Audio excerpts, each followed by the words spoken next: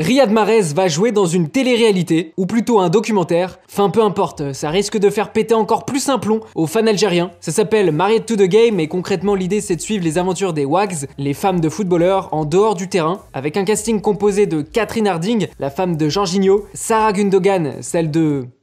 Gundogan, mais surtout Tyler Ward, la femme de Mahrez. T'as capté, c'est une sorte de Soy Georgina version Amazon Prime. Fin février, ce sera l'occasion d'en découvrir plus sur ce mariage avec la mannequin anglaise et on nous promet du big storytelling.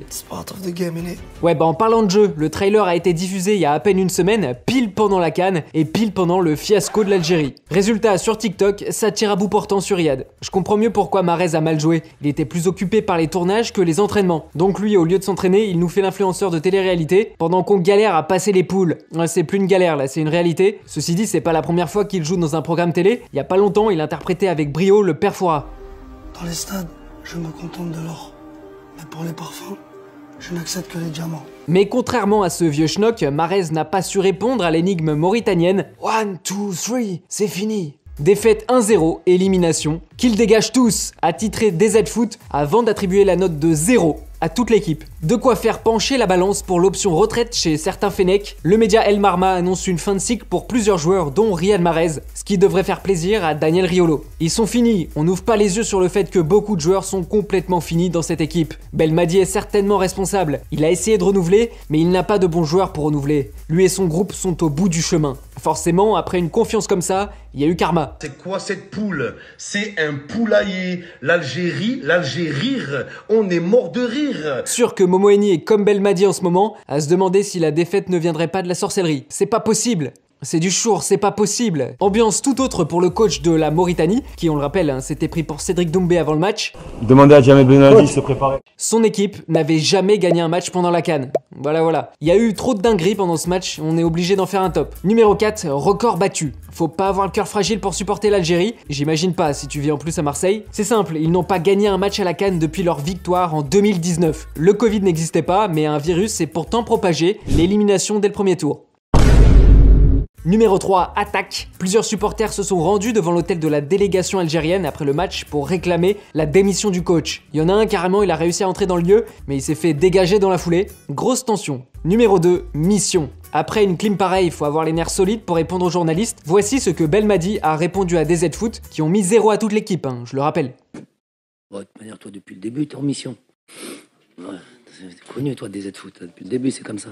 Numéro 1, AK-47. Yali Delahi a offert la qualif, la première de l'histoire, à ses coéquipiers. Il y a de quoi enlever le t-shirt pour célébrer. Même devant les journalistes, Aboubacar Kamara, surnommé AK-47, était pec en l'air, lunettes sur le nez, sacoche à la main. Et lui n'aura pas besoin de rentrer tout de suite avec Air Algérie. Par contre, nous, on prend l'avion direction la France et plus précisément Reims. On a trouvé le footix de la semaine, ou plutôt là. Brigitte Macron était aux côtés de Didier Deschamps à la maison des parents du CHU de Reims pour une OP, l'opération pied jaune, pas un placement Rhino Shield. La sortie de route a eu lieu au moment où un journaliste questionne Dédé sur la saison de Reims, 6ème de Ligue 1 au moment où j'écris ça. Brigitte Macron a sauté sur l'occasion et a expliqué être fan d'un joueur. Il y a un japonais qui joue très bien à Reims. Comment s'appelle-t-il déjà? Oui, c'est l'attaquant Junya Ito, 2 buts et 4 passes D depuis le début de la saison. C'est ça, il est très bon. Il faut le sélectionner dans l'équipe, Didier. Pourquoi vous ne le prenez pas?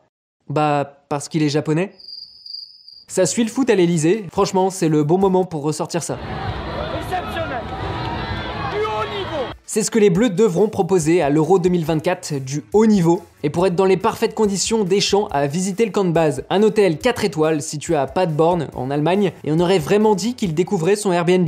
Conforme à ce que j'avais pu voir sur photo, mais c'est toujours mieux d'être sur place pour se rendre compte. C'est important le camp de base, on rappelle qu'en 2022, l'équipe de France s'était tapé un virus pendant la compète, les températures ont plutôt baissé, il y a de la climatisation à fond, et c'est à cause de ça qu'on a perdu en finale. Je suis pas complotiste, c'est l'attaché de presse des Bleus qui l'a dit. En 2002, nous avons réexaminé notre choix d'hôtel après nos échecs sur le terrain, et nous avons beaucoup travaillé sur le sujet. Ce n'était pas idéal, mais ce n'était pas non plus la raison de notre élimination. Ok, il parle de 2002, et je suis peut-être un rageux aussi. Comme les fans d'Al Nasser, des gros rageux devant l'hôtel parce que l'équipe annule sa tournée en Chine, et tu sais pourquoi? Cricri est blessé. Voilà, du coup ça a balancé le communiqué officiel. Malheureusement, et pour des raisons qui sont au-delà du contrôle d'Al Nasser, les 2 matchs ont été reportés à une date encore non définie. Pas de CR7, pas de match, pas de tournée.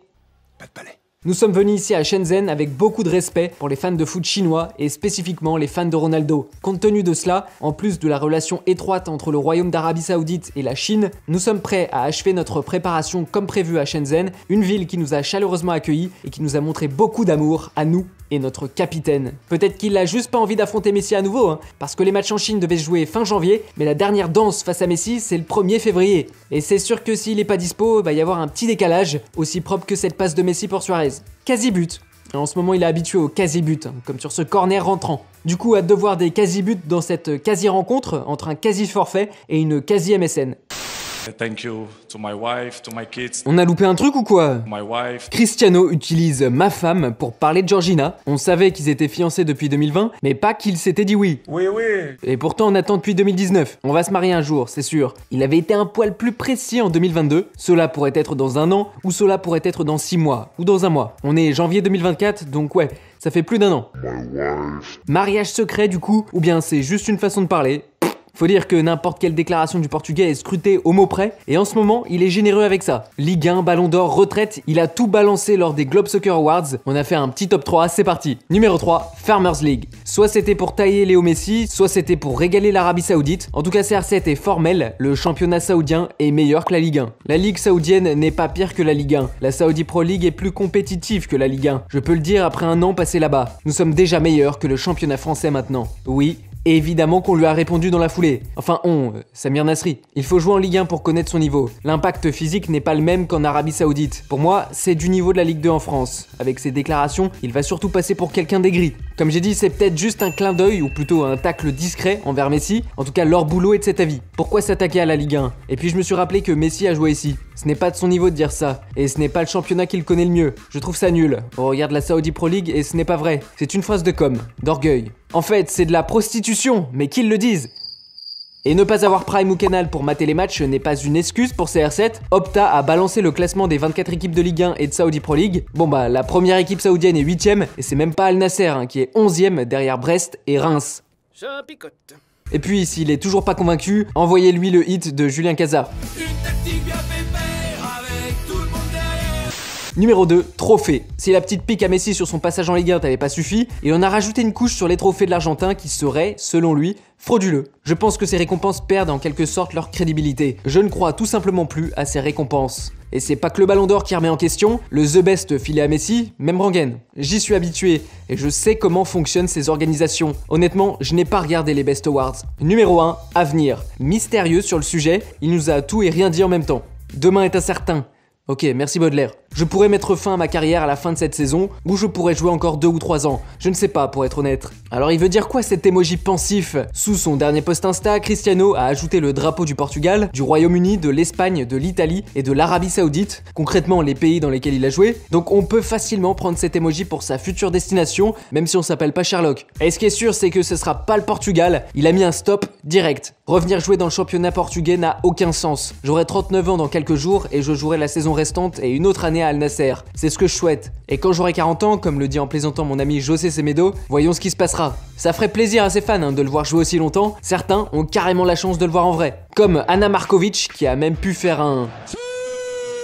avec lui. Anna, c'est une attaquante croate qui joue au Grasshopper Zurich. Elle a commencé le foot à 14 ans et ça fait maintenant 10 piges qu'elle pratique ce sport. Elle porte le numéro 7 pour une raison simple. Son idole s'appelle Kylian Mbappé, bah non, Cristiano Ronaldo. Mon joueur préféré est Cristiano Ronaldo parce qu'il est tellement discipliné. Je pense qu'il est très important que vous donniez tout dans le sport et que vous ayez un bon état d'esprit. Comme lui. J'imagine forcément le kiff que ça a dû être pour elle de rencontrer son idole, encore plus en le voyant en claquettes chaussettes. Même en rêve, elle n'aurait pas osé l'imaginer, je pense. Mais le numéro 7 du PSG était lui aussi bavard dans l'épisode d'Envoyé spécial. Première chose, il a recadré tout le monde sur son nom. C'est Kylian Mbappé. Mais il est aussi revenu sur des sujets de société très importants, comme par exemple le racisme qu'il a malheureusement subi. Le racisme, ça me touche aussi personnellement. J'ai déjà subi ça. Qu'on vous insulte de singe, qu'on vous fasse des mimiques de singe. Des choses qui sont inacceptables et qu'on essaye de combattre, nous les joueurs. Il fait certainement référence aux insultes qu'il a subies après son penalty raté et l'élimination à l'Euro 2020. Et seulement quelques jours après la diffusion du reportage, il a une nouvelle fois pris la parole parole pour dénoncer le racisme dans le foot. Cette fois, c'était pour soutenir son coéquipier de l'équipe de France, Mike Maignan, victime de racisme lors du match contre l'Udinese. Tu es très loin d'être seul, Mike Maignan. On est tous avec toi. Toujours les mêmes problèmes et toujours aucune solution. Trop, c'est trop. Non au racisme. Un message qui a suivi le gros communiqué de Maignan sur X, qui invite tout un système à prendre ses responsabilités, les auteurs des actes, les spectateurs qui n'ont rien dit et les instances. C'est un combat difficile qui va demander du temps et du courage, mais c'est un combat qu'on gagnera. Pour rappeler le contexte, le gardien de Milan avait quitté le terrain suite à des chants racistes et des cris de singe avant de revenir quelques minutes plus tard. On a d'ailleurs pu le voir réconforté par Zlatan, ça fait chaud au cœur. Et pour ce qui est de l'Udinese, le club veut frapper fort sur les sanctions. Le directeur général du club, Franco Colavino, a commenté l'affaire. Nous sommes convaincus qu'il ne s'agit pas de plus de 2 ou 3 personnes, mais peu importe le nombre, s'il n'y en a qu'un, c'est grave. L'éventuelle enquête des autorités judiciaires a une durée limitée. Au contraire, nous travaillerons pour exclure à vie ces racistes du stade. Exclusion des racistes plus titre de citoyen d'honneur à Mike Maignan, combo parfait j'ai envie de dire, c'est en tout cas ce que souhaite le maire d'Udine. Udine n'est pas une ville raciste et il y a une longue histoire d'accueil, de solidarité, de respect. C'est pourquoi j'ai invité personnellement Maignan à venir à Udine pour participer ensemble à des initiatives concrètes à destination des plus jeunes. À cette occasion, je vais proposer au conseil municipal de lui donner le titre de citoyen d'honneur de notre ville. Et voilà, c'est la fin du récap. Si t'as aimé, abonne-toi, like la vidéo et commente, je suis à fond derrière le récap. Et d'ici là, n'oublie jamais... It's part of the game, innit?